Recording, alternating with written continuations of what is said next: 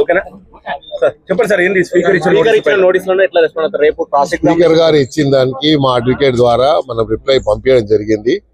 మళ్ళీ నాకు స్పీకర్ నుంచి ఇంకా ఏం పిలిపేం రాలేదు. వచ్చినప్పుడు నేను నా అడ్వకేట్ వెళ్ళి మేము ఇస్తాం తప్పకుండా. అదే విధంగా మేము ఇచ్చినటువంటి రిప్లై ఇప్పటిదాకా మాకు వచ్చిన దానికి మేము రిప్లై జవాబు ఇచ్చాము ఒకటి.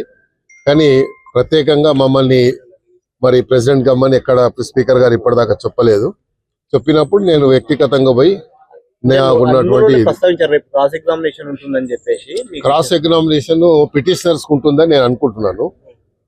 నాకు తెలిసిన లా ప్రకారంగా పిటిషనర్స్ కి ఉంటది.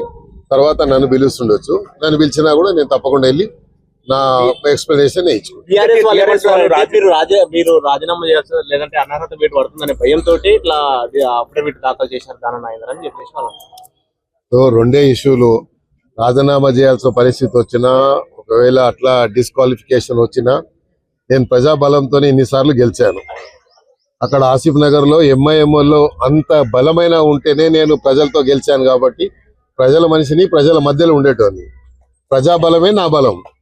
తప్పకుండా నేను అలాంటి పరిస్థితి వస్తే తప్పకుండా మళ్ళీ ప్రజాక్షేత్రంలో వస్తాను. తప్పకుండా మళ్ళీ పోట్లాడతాను.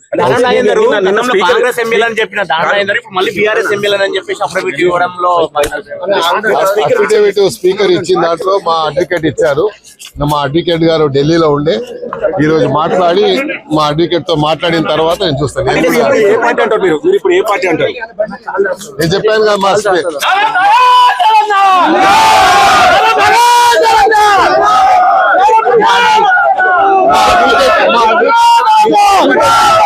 అడ్వకేట్ ఏమి ఇచ్చిండో తెలియదు, చూడలేదు. మా అడ్వకేట్ ఢిల్లీ నుంచి పంపించాడు.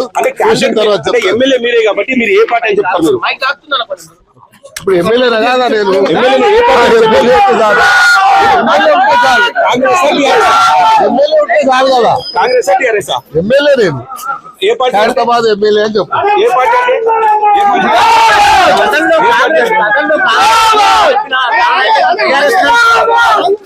మీరు ఏ పార్టీ అంటే కాంగ్రెస్ నుంచి కాంగ్రెస్ పార్టీ నుంచి ఎంపీకి పోటీ చేశారు. హైదరాబాద్ ఎమ్మెల్యే అని చెప్తాను. కాంగ్రెస్ పార్టీ నుంచి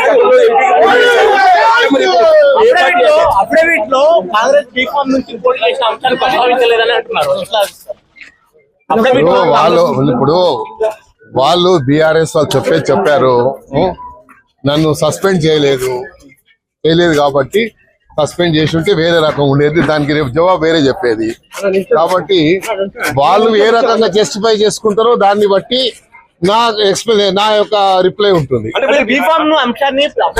రేపు స్పీకర్ గారి దగ్గరికి పోయే విషయాన్ని నేను సబ్జుడిస్ అవుతుంది కాబట్టి అందుకే నేను ఎన్ని క్వశ్చన్ వేసా చెప్తలేను. నేను స్పీకర్ గారిని కలిసిన తర్వాత అక్కడ ఉన్నటువంటి కంటెంట్స్ ఏమున్నాయో దానికి రిప్లై ఇచ్చి నేను మళ్ళీ చెప్తాను.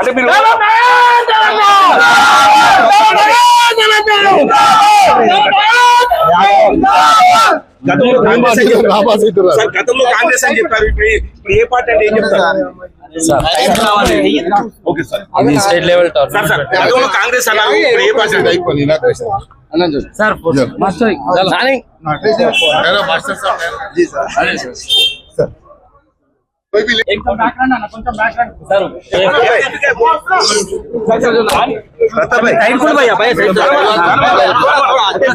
కాంగ్రెస్ అని చెప్పారు, మరి ఇప్పుడు ఏ పార్టీ? నేను అసెంబ్లీకి పోతున్నాను.